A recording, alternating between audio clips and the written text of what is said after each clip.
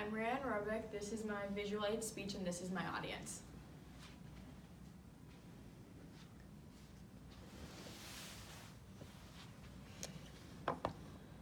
Saint Nick, Kris Kringle, Saint Nicholas. These are all just names that are referring back to the same person. The man, the myth, the legend, Santa Claus. When I was a kid, my parents encouraged the belief in Santa in my family. I believed in the story of him traveling the world in one night and making pit stops to drink the milk and eat the cookies that the kids had made. On Christmas Eve every year, I would write him a letter and tell him how good I'd been. When I would wake up on Christmas Day, I would have a letter written back to me, leaving a huge smile on my face.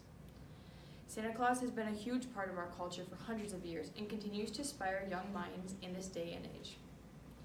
Santa Claus first came to be in 280 AD, even though he had been referred to by a different name, Saint Nicholas.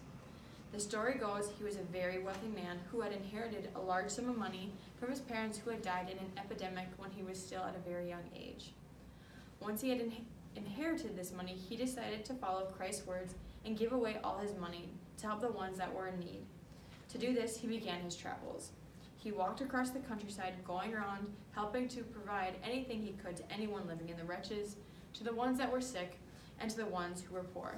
He was a very charitable man, known about by everyone in surrounding areas. As time passed, his popularity of kindness spread, and soon enough he became known as the protector of children and sailors. His first appearance in the United States wasn't until the end of the 18th century in New York. Here is where his name started to evolve.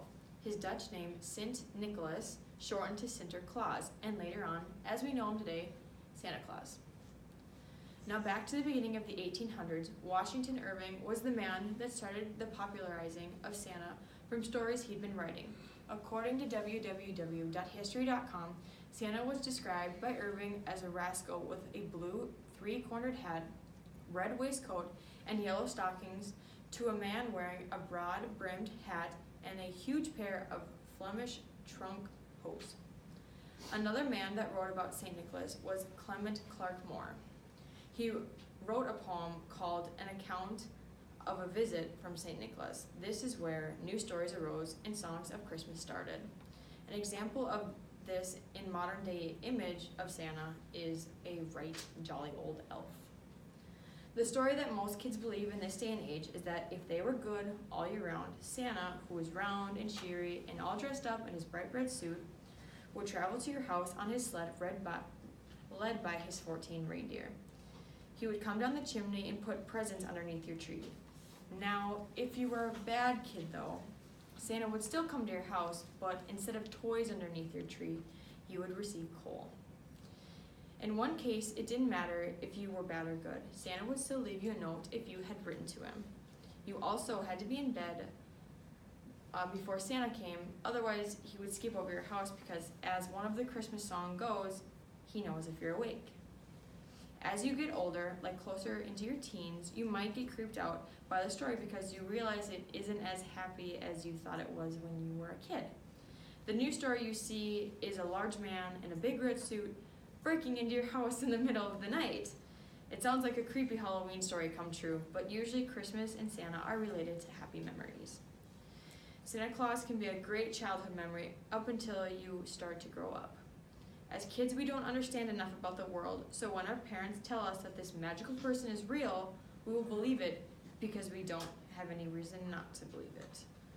As we get older, we start to come to terms with reality. Santa Claus, the Easter Bunny, and the Tooth Fairy are all just part of our fantasies. Our parents tell us these stories just as their parents did to them to keep our imagination bright. Once we find out or put together these pieces that these characters are not real, a drift of hope fades away. Giving your child a chance to imagine or believe in the unbelievable is okay. It widens their view on the world, as well as giving them the feeling of hope and happiness. The history of Santa has changed over time, but the happiness of his stories continues to bring joy during the Christmas season. Thank you for listening, and don't forget to lock your doors. He comes through the chimney anyways. And this is my audience.